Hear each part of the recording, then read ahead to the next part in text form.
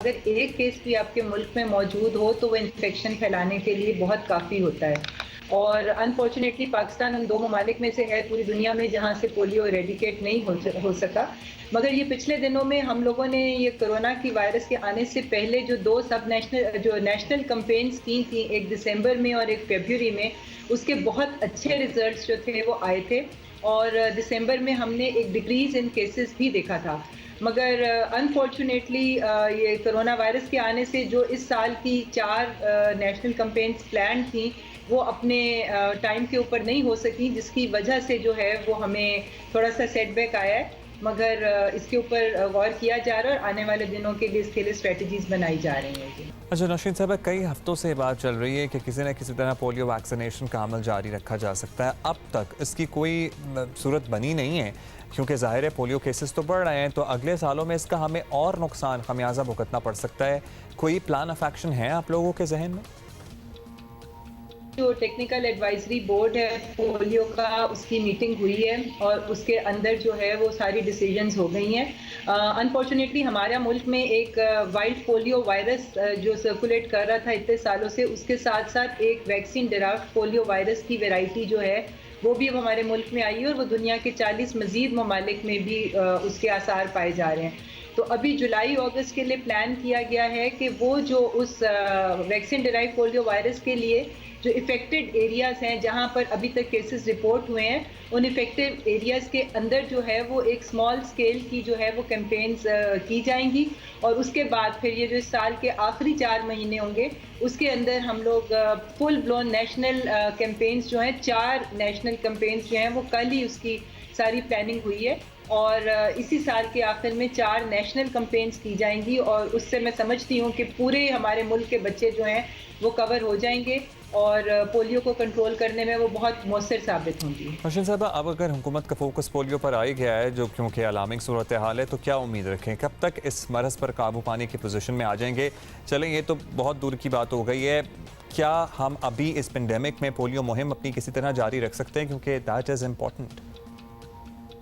जी बिल्कुल, क्योंकि देखें पोलियो का जिस तरह हमने पिछले कुछ सालों में देखा कि हमारी कुछ सिस्टम के गैप्स की वजह से, वीकनेसेस की वजह से पोलियो प्रोग्राम में कुछ प्रॉब्लम्स थी, जिसकी वजह से हम अपने टारगेट्स अचीव नहीं कर सके। अब पोलियो प्रोग्राम को टोटली दोबारा से जो है वो रिवैम्प किया गया है और इसको एक नई अप्रोच के साथ, जिसके अंदर मैं आपको 1-2 चीज़ें बता दूं कि जो हमारी वैक्सीनेशन, जो इम्यूनाइजेशन की दूसरी वैक्सीनेशन थी, वो और पोलियो को बिल्कुल डिफरेंट ट्रैक्स पे लेके चलते थे। उन दोनों को, वो सारी टीम्स को जो है वो अंडर वन रूफ लाया जा रहा है। इससे ये पोलियो कैंपेन जो है ये बहुत ज़्यादा स्ट्रेंथन होगी और इस वक्त 2,60,000 पोलियो वर्कर्स जो हैं वो हमारे पास मौजूद हैं और वो पूरे मुल्क में जो है उनकी कैपेसिटी ये है कि वो 3 दिन के अंदर जो है वो तकरीबन 40 मिलियन बच्चों को कवर कर लेते हैं।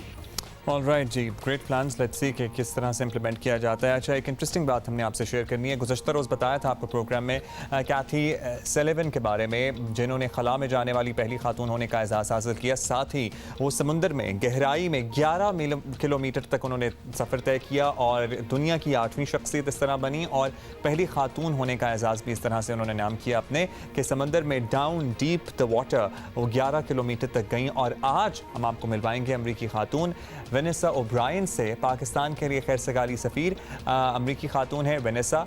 इन्होंने बहरे ओकियानूस के 10,923 मीटर सबसे गहरे तरीन मकाम, चैलेंजर डीप भी इसे कहा जाता है, इस पर पाकिस्तान का झंडा लहराया है, एज इन सतह समंदर के ऊपर ही लहराया है। और ये इतना गहरा मकाम है, पानी यहाँ पर इतना ज़्यादा है, इतना गहरा है कि अगर दुनिया की बुलंद तरीन चोटी एवरेस्ट को यहाँ रख दिया जाए ना, तो भी पानी उससे 2 किलोमीटर बुलंद होगा। तो आप अंदाज़ा लगा सकते हैं कि क्या हाल है वहाँ पर।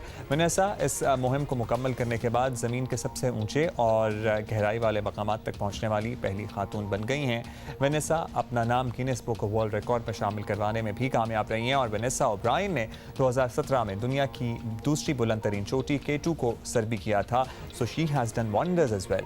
उन्होंने ट्विटर पर जारी अपने पैगाम में लिखा कि पाकिस्तान का परचम उनके अहम झंडों में से एक है, जो वो K2 की चोटी पर लेकर भी गई थी और पाकिस्तान ऐसा मुल्क है जहाँ उन्हें बहुत ज़्यादा मोहब्बत सपोर्ट मिलती है। तो हमारी है तो आपको पता है कि किस तरह से हम मेहमानों को रखते हैं सर आँखों पर बिठाकर।